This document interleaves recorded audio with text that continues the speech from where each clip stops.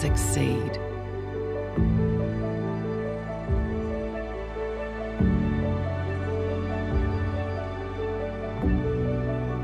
Knowing that you have been raised to be the best that you can be. I know my job is done.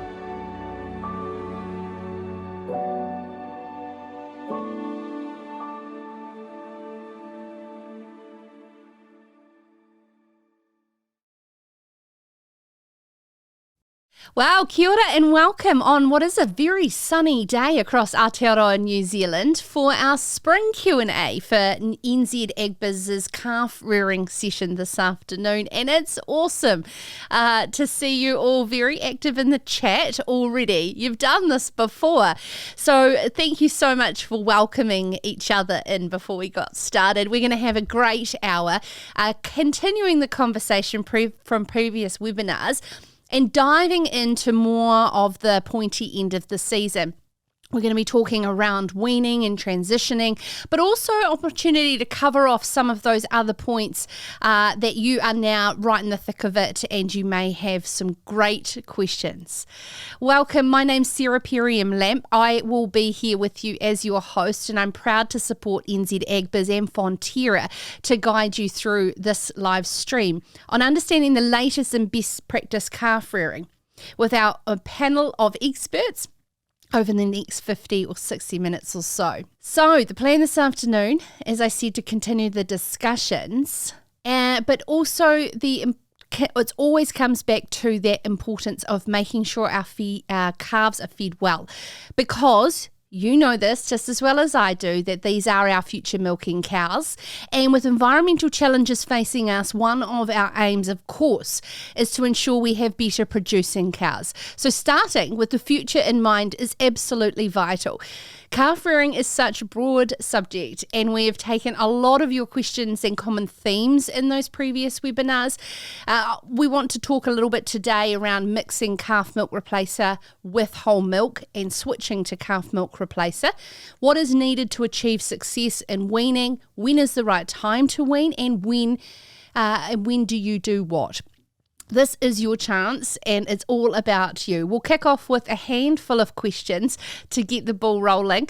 But firstly, if you've missed the memo, all of you who have registered today are in the draw to not only win one, but 2 Shoof milk warmers are up for grabs. And all you had to do was register and you were in the draw. So on Monday, we will announce the winner on the NZAgbiz Facebook page. In addition, if you want to know any more information on any of the topics covered, the nzagbiz.co.nz website is one of the most thorough resources I've seen on calf rearing across the web. Go to the Calf Rearing Answered video series, and 2 of our guests are there out in the paddock showcasing how to do a lot of the fundamentals. Before we kick off today's session, the most important thing is to ensure that you can hear us. I can see a lot of you saying hi to each other, but if you give me a thumbs up that you can clearly hear me, that would be amazing. You'll see, if you're not familiar, there's a chat and there's a questions right at the bottom. Well, please, if you can put the questions in the question tab, because then you can vote for which question you would like, and it sort of rises to the top. And I know that this audience are incredibly active with the questions, so me keeping up with them is a big job. So questions and question tab and chat. I want to know, where are you watching from around the country? It's always a nice given, but what is working really well in your calf sheds this season, or out transitioning them onto grass? That's something new that you've tried this year, so that we can all share and learn within the chat as well. So where are you listening from, and what's working really well that you've tried differently this year? Alrighty, let's jump into the discussion with our panel today. We have from NZAgbiz, the General Manager, Cate, Michael Shallcrass, Senior Veterinarian for Fonterra, and Dr. Ajmal Khan, known as Khan throughout this, Animal Nutrition and Physiology from AgResearch. Greg, what does best practice look like when moving from whole milk to calf milk replacer? When we're moving from whole milk to calf milk replacer, Sarah, we mix at 150 grams per litre, the calf milk replacer in the water to provide some nutrition to the whole milk. And when we're replacing the whole milk with the calf milk replacer, we replace it 1 litre to 1 litre. So we've got that same nutrition going into our calf. When we're transitioning from that whole milk to the CMR, we try and do that slowly over a period of few days if we can. That's just to help with the gradual change within the calf. I'm sure Michael and Khan will talk to this, but gradual changes are really good. So an example of that might be, as you start that change, might be moving 25% CMR over the first day or two, and 75% transition milk or colostrum, whatever's available, and then maybe 50-50 moving to 75-25 before converting over. And if we make that change gradually, it just helps the calf adjust to the calf milk replacer. Michael, would you like to add to that around best practice in moving? Yeah, I think that Greg probably hit the nail on the head there with the idea that you want to do things gradually. I wouldn't say as gradually as possible because you might be spending months transitioning, but the idea that the calves are their kind of intestinal tract is still developing. They're quite sensitive to changes in diet, and so even though calf milk replacer is mixed to 150 grams, is quite close to normal milk, it's not quite the same, and so there is a difference there. And so if you can do that transition over a week, that would be great, because that will reduce the risk of you having problem. And it's probably a point to make that will be relevant to this whole conversation. There's always compromises that you have to make in calf rearing, and so we're not saying if you transition faster than a week you're going to have problems, but you're going to have a higher risk of having problems. And if you've got a whole lot of other compromises that you've made, they could all add up to a point that you overwhelm the calves, defences or give it scours or something like that. Good way of putting it. It's you being able to be in control of that risk analysis based on the circumstances that you have there. But slow and steady wins the race, Khan, so to speak. Yes, I would say, I agree with that. Gradual transition is the key. Yeah, and that gives time to calf gut to adjust to new nutrient that is delivered, or maybe a little bit different nutrients also sometime. And calf can produce the enzymes to digest those nutrients. So if we can go gradually, gradual could be very gradual, say could go for months, but I would say at least give them 5 to 7 days, so they can adjust, and they'll be on to a new feed. Yep. Michael, we've got a question in here with regards to dealing with a calf or a mob of calves with scours. You sort of mentioned that there before. I'm sure that this is probably a common question among those audience listening and watching. Yeah, and this time of year where most calf sheds are probably starting to get a bit dirty, is where you are at increased risk again of seeing an outbreak of scours. The scours, kind of diarrhea in general tends to be a self-limiting disease, because it's the body there's something inside the body, it doesn't like it, wants to get it out as quickly as possible.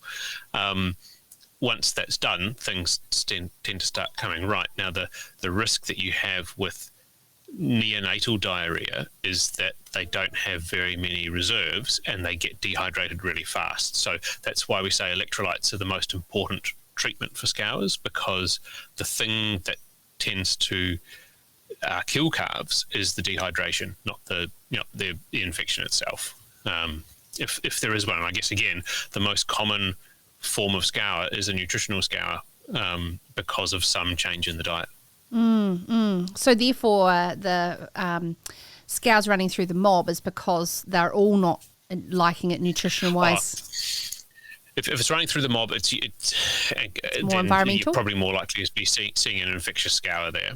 Right. But yeah, the most common calf diarrhea is a nutritional scour that usually will resolve on its own. Khan, your thoughts on that topic? I'll go back a little bit, like on the transition of transition point, and the one important thing that we need to take care is the age of the animal. So when we are doing transition, like if the animal is younger, like in the first month of their age, we need really gradual. But if the animals are like more like in these after 4 or 5 weeks older, that will give we can do a little bit faster a transition as well. Good. Coming back to this point, these transitions are also like create those environments in the gut that can actually trigger then diarrhea. So transition and diarrhea are something. It could be like if you do a bad job at transition, you're predisposing your calf. That can actually result into nutritional scours. But there are many other things that can cause diarrhea in general, and other than it will be good if you keep your routine. That is important. Any transition should be gradual and slow, and you keep the environment and the utensils or that you're using or equipment you're using to feed the animals more clean, so that can actually reduce the occurrence of nutritional diarrhea. The other things that you need to keep it tidy. Again, we need to also consider that we shouldn't have we have dry areas for calves or dry barns. And that comes to what type of bedding management or bedding types that we previously also talked. We have chosen and how we are managing them, and the stocking density. That means the number of calves in a per square meter or within, and the number of calves in a given area, and how many calves we are having in a group, like smaller or larger groups. Smaller groups are better than the larger groups. So these are all things are related with the diarrhea, and diarrhea is something that is very bad for the calf. Especially neonatal calf, is not only actually causing mortality, but it's also related to the long-term morbidity of the animals, because it delays all sort of development in the gut, and that is a central piece or central organ that take all the nutrients into digest it and extract the nutrients for all the maintenance and production for the life of the animal. So yeah, it is good to keep things like clean, do transition gradually to keep your animal healthy. You're not going to be surprised, gentlemen, that this is one of the most active chats and questions that are pouring in. So I'm going to do my best to manage between the real topic around weaning that we want to cover off and answering your questions as well. So if you're okay with me just to throw a few of the audience questions to you, and then we'll come to some considerations around weaning, would be awesome. How old should calves be once you put them onto once a day? Michael? Good question. You may or may not be aware that the MPI are currently consulting on some new minimum standards around that particular question, and they have proposed 3 weeks as the kind of minimum age for going off twice a day feeding, or more frequent. So the argument is that small calves can't drink enough in one sitting to meet their nutritional needs. And so, and I mean, if I were to give you a guideline, I would probably personally say 4 weeks, but yeah, the proposed legal minimum is going to be 3 weeks. And I know that there are plenty of people who are doing it, younger than that. But again, this is a question of compromise. What compromise are you making here in terms of those calves' ability to meet their nutritional needs? What's the best age to bring out the calves from the pen to the paddock? And that will be lead on to our weaning section there as well, Khan. I would say like it's a difficult question to answer, but like before, consider like the weather conditions that are around and the paddock that you are putting. I mean, we should be cleaner, and there's plenty of grass, and should be sunny, not like what we have seen in Manawatu for the last month or so.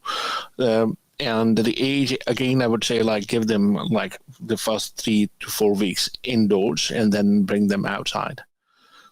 Yeah, with their feed. If you're feeding like any pellets or anything, to bring the feed also, and don't change the routines again that you're feeding, because as you're moving from indoor outdoor, there'll be more different groups of calves that you're feeding.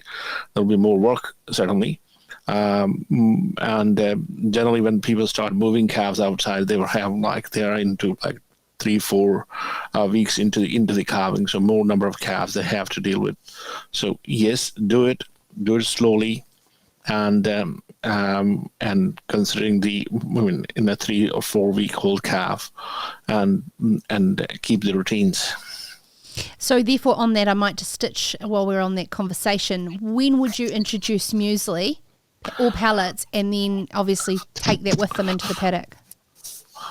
So look, I would say like we should be feeding muesli or pellets from the very beginning, from the first week of their age, along with water as well. Not water that they're getting from the milk, the milk and milk replacer, but also the water source, because these two things, the water intake from directly that they drink from a pan, and the solid feed that is in this case muesli or pellets or hay that they eat, that trigger the rumen development. And that is actually, it will be lead into and will be very important for when we'll be discussing this weaning issue.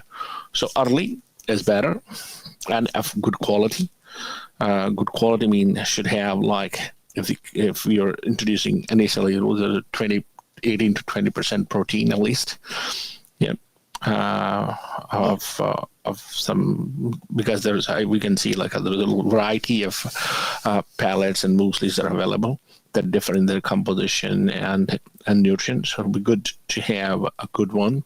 Good one means both pellets and muesli are okay when it comes to physical structure. They should have like around 18-20% protein. 18, okay. I'm going to fire just a few questions to you, Michael, and then we'll carry on with weaning and we'll come back to some of your questions, but some here specifically tie together. Olha would like to know about why calves get cloudy eyes, and there's also another one there, Anna said, about what causes gunky eyes in most calves at some point in the first 3 weeks, but they all come right. So just around that. And you see that in babies as well, don't you? That they get conjunctivitis when they're little. It's just that I think you've probably got a combination of they're sticking their heads into stuff because A, they're interested, but B, they're also not that coordinated. And so they do tend to get a bit of like either dirt or material in the eye, or they actually poke it with something. The cloudiness of the cornea, it depends exactly where it is. So sometimes that's as a response to inflammation, and sometimes it's just a kind of normal post-birth just build up of fluid in the surface of the eye there. And so if it's kind of both eyes and they don't look sore, then I'd just leave it alone. If the eye itself is looking sore, if they're blinking, if there's gross stuff there, then it may be worth treating, but not necessarily. As the listener says, they do tend to come right. Great. For those who are putting questions in the chat, if you look down the bottom on the right, there's one that says questions. If you wouldn't mind just putting them over there. Great chat though between each other. I'm enjoying the conversation happening online as well. Okay, so we will come back to your questions, but we do want to talk a lot today more around weaning, because obviously we're further down the season now, and it's definitely well on your mind. So, Khan, what are some of those key considerations before you get to that point of weaning to be considering?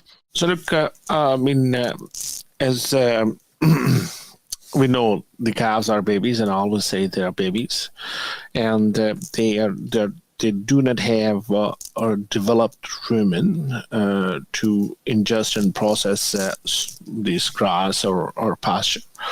So they get that ability within like say first 4 months of their age. So they start eating food in the second week of their life, and they increase it. And then it triggers the rumen development. That is, I don't want to go into details, but there's a functional and development and metabolic development, and also the expansion of the rumen that prepares the calf to transition from milk to solid feed. So at weaning, they are like toddlers, I would say. If we just use this analogy for the human. For the human babies, so they are going from milk to like toddlers, whatever the food is. Bananas or things like that, and then they're not going toward like to start eating burgers or pastas or something like that. So I would say the important thing, we need to give them time. Yeah. Pre-weaning on milk, and that is we recommend always, like, do not wean your calf or start weaning your calf before they are around 8 weeks of their age or 2 months of their age. And also consider the size of the animal. Most of our farmers are trying to achieve weaning age of 100 kg, but that 100 kg, the starting weight of the calves are different that we have like in our herds because of the crossbreeding. So the birth rate is different, so the calf will take different time to reach that the target. So we also need to consider that variation. Like, it's not like one size is good or fit for all thing. So we need to consider how the animal is growing, and what is the age of the animal, what she's eating. For example, if we're providing more milk to the animal to promote the growth, and that is good during the first 2 months, then we need to be a little bit more mindful, like, okay, how we are going to wean that animal or try. Okay, so these are some of those considerations as we were discussing the pellets and muesli, and then just give the animal time to adjust, like for the first 2 months, and then consider doing weaning gradually. There's the constant message coming through there. Michael, what are some of the key elements that you'd ensure you keep focus on, even though it was a fluid situation, obviously, what was relative to your property? Yeah, so again, every aspect of calf rearing, this early calf rearing, it contains some level of compromise. So the more total milk solids a calf gets, the bigger it grows and the more developed it is. But that comes at a financial cost, and it comes at a labour cost. You can wean a calf really early, but that comes at a cost of growth or development. And so it's working out what fits in your system. If your aim is to have really big calves, then your best bet would be to leave them on their mums. If you look at what happens when you've got the house cow has a calf, and that calf stays with the cow, those are big calves. Because they've got kind of the best of both worlds. They've got free access to hard feed, but they've also got free access to milk. Interesting. So then the question around weaning is when is it right for you? And that's going to depend on where all those trade-offs meet in your system. Because in a beef perspective, the rule of thumb is you sort of wean at the body weight of the cow, effectively. Is there any way around weight being a determining factor, or average weight across the mob? What tends to happen in dairy situations, because that's probably who we're talking to if we're talking about calf milk replacer, is people really, they want to wean them as early as possible without compromising the growth and the welfare of the calf. And but there are obviously compromises there. We're not weaning them the way they would naturally. We're weaning them, we're rearing them and weaning them in an artificial environment. And so it's important to be aware of just what things you kind of need to think about there. And one of them certainly is the bigger the calf is, the more time it's had, the more developed it is, the less of a growth check it's going to have as a consequence of that weaning, because it's going to be ready to eat that solid feed. Compromises can. Well, how would you prioritize those compromises best then? I would say, like, if you have invested on the calf for the first 2 months and you have grown that sort of beautiful calf, it'll be good to invest a little bit more in terms of, like, it's not a really the weaning is not really a big investment, I would say. It's you need to decide, like, how long you want to feed milk to those animals, and that is a decision you're making. That is an investment decision, and how much you're feeding. And research have shown, like, it's a choice at the end of the day with the farmers, like, if they want to take it or not. Like, research have shown that if the animal grow well mean, like, if you increase the body weight gain, that is average daily gain of that animal, from 500 gram toward like 1 kilogram during the first month, it really pay you in terms of milk solids. When she will grow and become replacement in your herd. And there are many studies that have now we have a good evidence that we can propose to the farmers. And the other thing is, like, the animals that are grown well during the first 2 months, they also, if we wean them well, they continue to grow after weaning, and their target breeding weights in terms of, like, if we talk about replacement, they can achieve better, or even, like, they will be more successful to get there, and they will be not a lighter animals when they will calve as well. So these are something, like, if you have a bad calf in the very start, it will be in the end. There is a more chance that it will be excluded from the herd in the first or second lactation because she was light or she was. So we need to. Farmers need to consider this. Coming back to weaning, if you have invested on the animal, invest a little bit more, and do it, like, after 2 months. Do it gradually. Because this is the biggest transition. We can't see, like, with our eyes, but within the animal, within the body of the animal, is the biggest transition, tremendous transition in the animal. Like, going from milk. Imagine milk is highly nutritious diet. We are pushing the animals to eat grass, and in a good quantity, and then ferment it, and then extract the nutrients for the growth and maintenance. So we need to give the time to that toddler.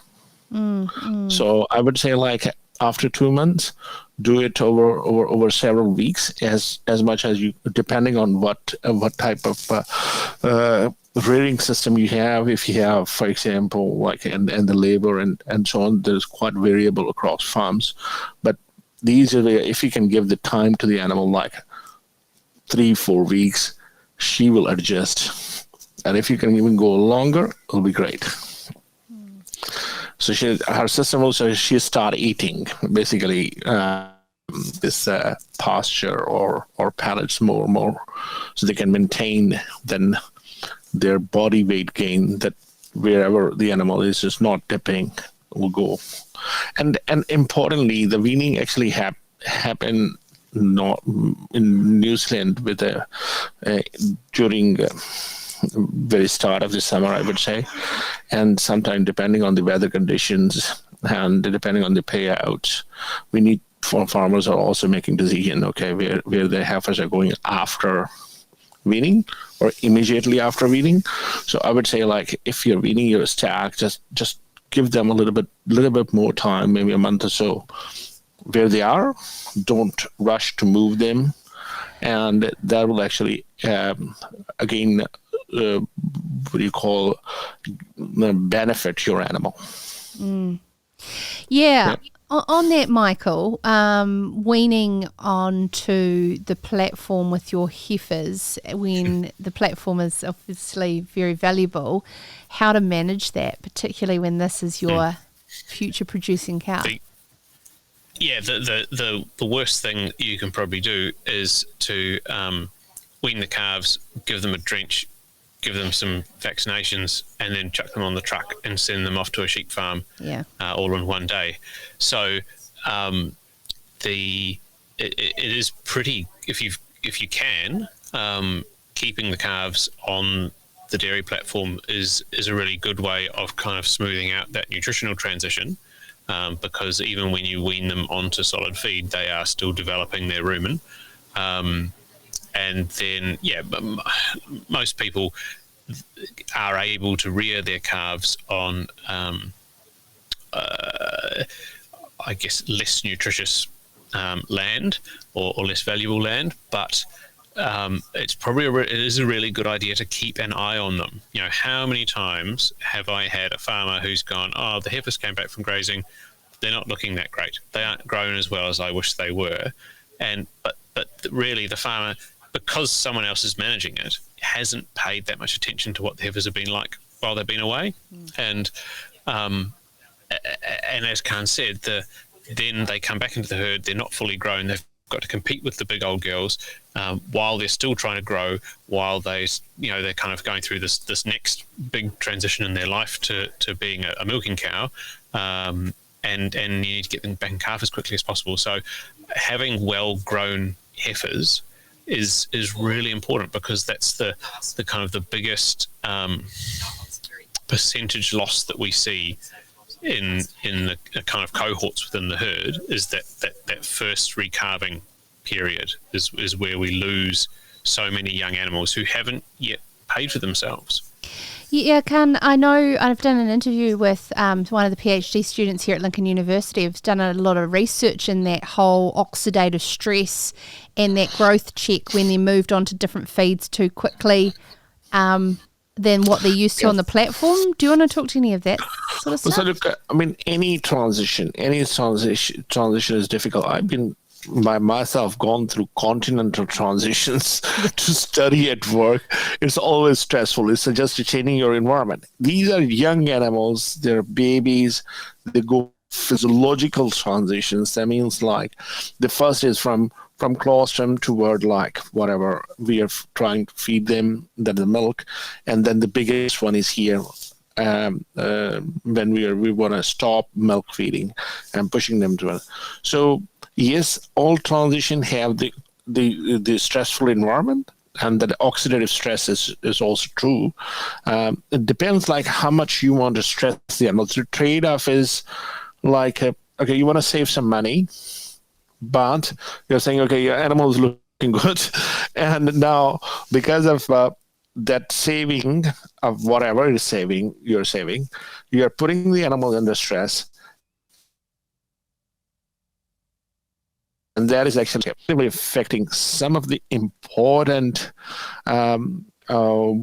organs that she needs for her life. Like, we talked about rumen, we talked about gastrointestinal tract, and I said it's central. It's developing during those 3-4 months, so that's why it's important. Weaning is important. Post weaning is also important, like how we feed the animal just few months after we wean the calf, and during that time, the important thing is like the nutrient that if that is a dairy replacement and she's getting is impacting the mammary gland development as well. So that means like your animal is a gut and the mammary gland is somehow will compromise. But if there will be stress in those animals, and if they're losing the body weight during these transitions, during the first, any time around weaning or post-weaning or pre-weaning, that will be not good for your stock for the future. They start with the future in mind. That's why that is there.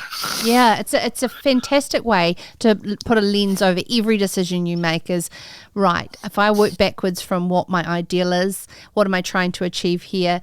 Then that should show up some great answers.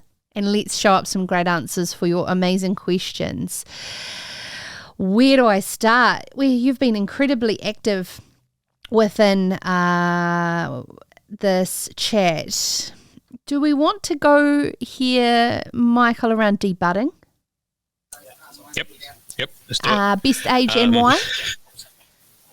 Best age. So it's the general kind of consensus is you want to kind of do it as young as possible, where you can still feel the horn buds. So that there's usually that real young time period where you can't be 100% sure where those horn buds are, and that's probably a reasonably good indicator of the kind of level of maturity of the calf to cope with the process. But the longer you leave it, the more likely the horn bud is to have kind of fused to the underlying bone of the skull, and that becomes a kind of a bigger deal to do the horn removal. The kind of, if we want to look at some of the standards overseas that I've seen around kind of good welfare outcomes, they will tend to say, all the calves are disbudded before they're 8 weeks of age. That's quite a common kind of rule of thumb, but that's often in a non-seasonal system where the farmer's doing 2 calves a week rather than 500 calves every couple of weeks. Or do you have any idea on where this welfare code may change or alter, and any of the recommendations on that? I don't think there's anything coming around disbudding. We've already got pretty good rules around disbudding and pain relief and age and stuff in this country. Yeah, cool. Awesome. Good to know. Kelsey would like to know, at what stage or meal consumption do you suggest going from a 20% protein meal to a 16%? Is there such a thing as too much protein in the diet for calves, Khan? Yeah, look, there's a general agreement, like people have a pre-weaning diet and post-weaning diet. So the post-weaning, we can reduce the protein towards 16%, and that is what is available. So there's 2 type of feeds that are available. There's the pre-weaning feed, or meal or pellets, and the post-weaning one, and that is after 2 months you can go toward like 16% as well. Look, it also depends, like when you're moving the animal's stock outside, what type of grass you're going to give them. If you have a good grass, then you can limit the amount of pellets that you want to feed your animals, because then good grass will be good, we know, for our cows and for calves as well. I show you. They've got like enough energy and protein to support the calf. Yeah, so Michael, talking to your local farm source TSR about the right grasses on the protein side? Oh, yes. There's usually, when the grass is green, there's usually too much protein. When I say too much, there's more than enough. But I guess going back to Khan's point earlier, that often the time of year certainly when spring calves are being weaned, it does often coincide with a decline in pasture quality. And so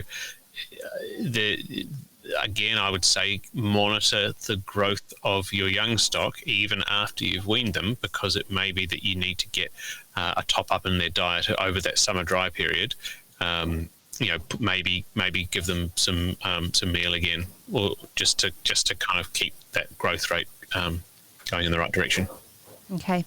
When weaning off milk replacer, what minerals or additives do you recommend to help with milk withdrawal or growth, Khan? Look, there's a standard. There's not a very specific one that I would recommend, but there's a standard mineral blocks that are available that people can feed to these animals. But I just want to point out, and again, kind of like I think it's important for all of us to understand here the point that Mike is raising. There is a post-weaning management of these animals. So the quality of the feed overall will determine. I would not recommend people start feeding pellets for longer. Consider what you have in your paddocks, what you're offering these young animals. If you can keep a good paddocks with a good cover, then it will be good. Check the growth of those animals. If you don't have, bring some good feed. You can bring silage. You can bring anything that is a high quality feed. You can, of course, you can bring or supplement pellets as well. So just 2 to 3 months. That is, just consider 4 months of the age of the animal is something 4 to 5 months that you need to be careful for about her feeding from the milk to transitioning to weaning and then post-weaning. Gino here says, how many grams of calf milk replacer to feed calves if you're not offering pellets or muesli? They are giving hay from the first week and then hay and grass when they're in the paddock. How much we need to, can you rephrase for me? Yeah, how many grams of calf milk replacer do you need to feed if you're not putting in pellets or muesli? If it's just hay in the pen and then hay in the paddock? I would say muesli or pellets are not something that is. They have protein, they supply energy as well, but they cannot replace milk replacer. Yeah. So irrespective you're feeding muesli or not, it will be good to feed calf 800 to 1 kilogram, depending on the calf size. As I said, there is a 30 kilogram of calf and there is a 45 kilogram of calf. There are 2 different calves. So consider the size, give them 20% of their body weight. That will be good, with or without muesli. But if you're providing muesli or pellets or meals to calf, what it will do, it will support the rumen development a little bit earlier than maybe the grass. Yep. Cam has said here that they wean from milk at 90 kilos, milk at 100 kilos. Is this too early for the milk part? When people start in when the calves are around double their, or achieve 2.5 of their times of their birth weight.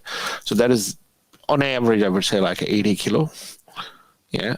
And then you start weaning them, and when they're achieving another 20, 30 kg, you can stop it. So you give 3-4 weeks where they achieve those 30 kilo or more, maybe 5-6 weeks sometime. Getting in some nice disease questions for you, Michael. You have to bear with me in terms of my pronunciation, though. If feeding whole milk to outside calves, do you recommend feeding I think we've had this word before, coccidiostat? Coccidiostat, yeah, okay. Yeah. So coccidia are a kind of single-celled parasite that it lives in the gut of healthy cattle, but can cause, adult cattle tend to have an immunity to it, so they only shed very low levels, and young stock who don't have an immunity to it, you can get an outbreak of disease. And a lot of calf meal has got a coccidiostat already in it, so when calves are eating meal, they're getting some protection there, and then you wean them off the meal, and suddenly they all start getting this unpleasant scour, and you'll get they don't usually die, but they can get a pretty significant growth check from it. Do I recommend it? I do probably at the moment, but I think we should be conscious of the fact that most other countries don't have access to coccidiostats the same as freely as we do, and so most other dairy systems are managing without them, and it would probably be good for us not to rely on them exclusively for our kind of coccidia management perspective. So in that case, what you want to do is you want to have healthy, well-grown animals, and you want them going onto clean pasture and kind of reasonably rapidly rotating them, so you're not getting pathogens building up in one area to kind of contaminate the next round of calves who come through. Yeah, hopefully that answered some of your questions there, Gino. Amy is wanting to know, with illness or scours, are you still giving colostrum or CMR along with electrolytes under 4 weeks old? How many litres in ratio of each per day? So balancing that during that illness scour. So you're giving the electrolytes because you're trying to replace the fluids that are lost with the scour, but the electrolytes themselves don't have a huge amount of energy in them, and these are sick calves, and they are burning up energy trying to fight this infection, and so you do still need to give milk because it's high, or milk or colostrum depending on what stage they're at. The difficulty is that if you feed electrolytes and milk at the same time, depending on what your electrolyte mix is, it can affect the way that the milk clots curds in the stomach, and that can give you a nutritional scour if you muck that up. And so then you've got an infectious scour and a nutritional scour and a sick calf all on top of each other. So the recommendation is to keep your electrolyte and your milk feeds separate from each other. So what I would say you do is, if you keep your twice a day milk, just keep doing that. And then if you've got a mild scour, you add an electrolyte feed in the middle of the day. And if you've got a more severe scour, you add in a second electrolyte feed kind of at the end of the day. Gino is backing up why he just does the hay. They have issues of laminitis before when feeding pellets. We have calves that have just gorge themselves on pellets. That's why they went away from it. Khan? Look, as they grow, they like pellets. Pellets are like candies. Yeah, again, analogy for these young animals, because they're sweeter, they have a lot of energy, and they are highly digestible. So what you can do, yes, they will gorge. You need to maintain a consistency in there. Yeah, you see, and a restrictive feeding style as well. So you can feed them you have plenty of other feed, you're fed good amount of milk, and as maybe hay or forage sources available, and then you're putting some pellets. They slowly start increasing, and it goes toward around 2 kilo toward when they are about 60-70 days old. And after you wean, they go extremely hard on to eat those. So there we need to restrict it.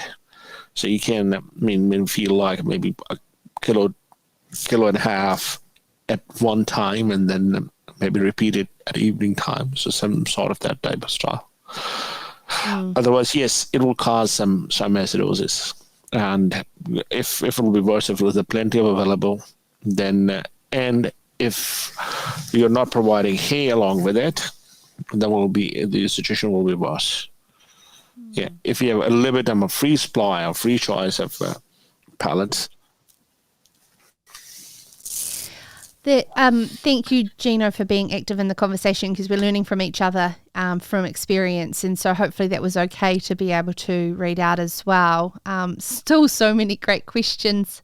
Thank you, Katrina. Fantastic webinar series. Appreciate that. There was another one to do with rotavirus, Michael, the best practice to manage. Yeah, so rotavirus is unfortunately kind of a reality in many calf sheds. I guess you've got your standard hygiene stuff. If you've got a calf that is scouring and you don't think it's just a simple nutritional scour, then you need to separate that calf from its peers if possible to avoid spreading that infection around. Rotavirus on its own doesn't usually cause severe disease, but it's actually quite uncommon to get rotavirus on its own. What tends to happen is you start with a rotavirus infection and then you get a secondary infection on top of that. And so, kind of worst case scenario I've seen, they've got the rotavirus, and then maybe they've got crypto and they've got salmonella, all at once, because once the calf gets a little bit compromised, suddenly it's more susceptible to a second or a third infection. Vaccinating the cows, while I guess a bit of a hassle and a cost, and then is getting that colostrum into the calves will give a really good immune boost, to those young calves. So I've certainly seen really dirty calf sheds that you think should be full of disease, but because the herd was vaccinated, they got away with it. But again, we're talking about compromises here and making, where do you fall on your kind of cost benefit level? It's going to be different for every farmer. There's quite a few questions in here that I just want to say are to do with milk allowance. There's a previous couple of webinars. If you go to NZAgbiz.co.nz, all of our other webinars are there on demand, and there's a lot of conversation there around milk allowance if you want referring to that as we start to round out. I just want to highlight sour milk, Khan. We've done penicillin milk in previous we've talked about, but sour milk versus, and which would be more nutritious? I'm confused. Mike, you want to go on it for this one? I can do this. So why is the milk sour? The milk is sour because it's got some acid in it, and that's probably come from a lactobacillus bacteria, but not necessarily. If you look at the different milk, or particularly colostrum that gets used for colostrum preservation techniques, those tend to all be about doing something to reduce the pH of the milk. And so, by the time you can taste a sour taste, you're probably getting close to a pH of 4.5, which is where you will start to suppress bacterial growth. So that's a good thing to aim for from a preservation perspective. But from a nutritional perspective, again, depending on how old these calves are, they may not be ready for milk with a kind of high bacterial load yet. No, good. Thank you, Mike. Mike is talking about controlled fermentation here.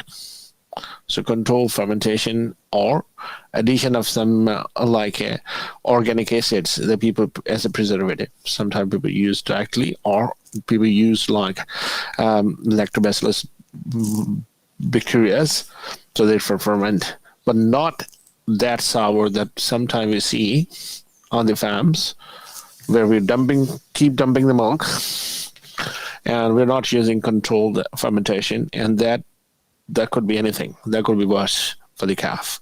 And yes, age is important. If you're feeding to young animal, it may be different, and if there's a very bad quality, can affect their health and growth. Kelsey said due to the nature of milk, it grows bacteria within hours of being harvested. So is there a recommendation to add a preservative like potassium sorbate if it's going to be sitting around but still to be used within the next 24 hours? What's your recommendations there, Michael? It's probably not even whether the milk is sitting around. It's how clean is the container that it's got into. So yes, milk will grow bacteria reasonably quickly if it's sitting around at room temperature, but if it's gone into a kind of a relatively clean container, it's starting from a low level. If you've got, I suspect on most farms, there's a pretty crusty blue drum that something's been decanted into, and there's old fat and protein coating the sides. That's a totally different story. And yeah, preservative, I mean, the way the potassium sorbate works, it's that sorbic acid there. So that's the same as I was talking about before with reducing the pH so that the bacteria grow more slowly. So yeah, the fresher you can feed your milk, the better. The cleaner your containers are, the better. And when I say clean, I don't mean you can't tip it out and you hose it with the cold water. That's like give it a scrub with some kind of surfactant to break down the fats and get it to dry in the sunlight like that. Which I know at this time of year is a tall order. Not today. What compromises are you making? Beautiful day around the country, and we are going to wrap up our webinar. I'm really sorry if I haven't got to all your questions. And there was somebody there that put in a really good point. It's great to have something very relevant. So I've been saving Amanda's right till last, a real true case study question. I'll come to you, Khan. Our calves, 150 Jersey Cross, have been getting 5.5 litres of whole milk.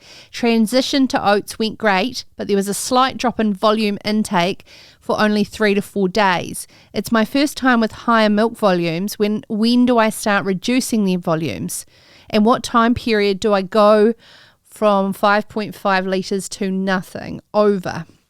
So I'll be saying again, these animals are a bit lighter than Holstein Friesian. So preferring again, give them 2 months minimum, and give them another 3 to 4 weeks where you can reduce maybe 25% per week type reduction in milk, and that will give enough chance to calf to catch up on solid feeds. Hopefully that answered your question. I was saving that for you just right till the end. It's very hard to keep up, as I've said there. But a wonderful way to round out. I'm going to come back to you, Greg. Apologies, we haven't been leaving you on the sidelines on purpose. There's so much to get through here. There was one point there where Katrina was saying, is there industry standards yet for supporting our team? Is there any sort of certificate in calf rearing? And I'd just like to sort of end with you on, what your time as general manager of NZAgbiz, you've seen that explosion of people crying out for education in this space, and what sort of it's leading to support the calf rearing community.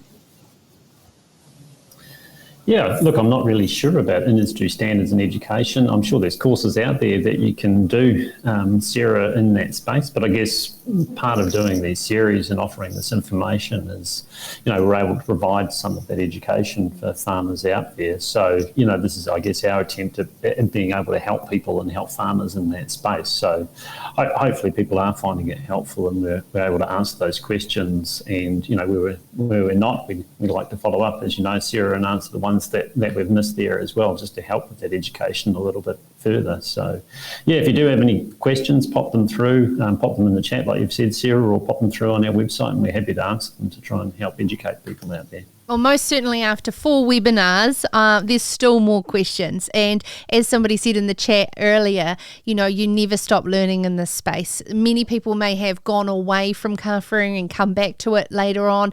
And it's always great to have a bit of a refresh of some of those fundamentals to continue to get right.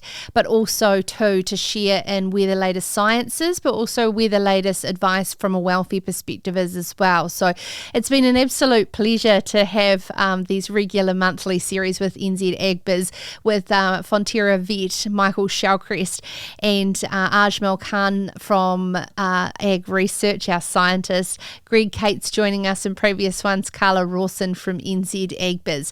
So as Greg said there's a huge resource on the NZAgbiz website under Calf Rearing Answered. A lot of those videos were done by Michael and Khan, showcasing out in the paddock around some of the fundamentals.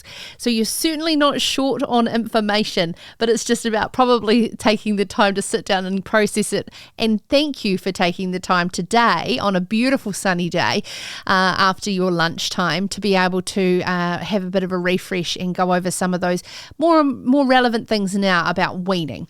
Thank you so much for all of your awesome, loving it, seeing about all of the ways you've loved it. Thank you to all the speakers. You're saying the great answers to the questions, the relevancy to people's scenarios. A huge amount of thanks to our speakers for being on this today, as well as what I said in those previous webinars. In the meantime, take care of yourself out there and enjoy the sunshine. And of course, NZAgbiz are always there, as Greg said, for any help. Thank you so much.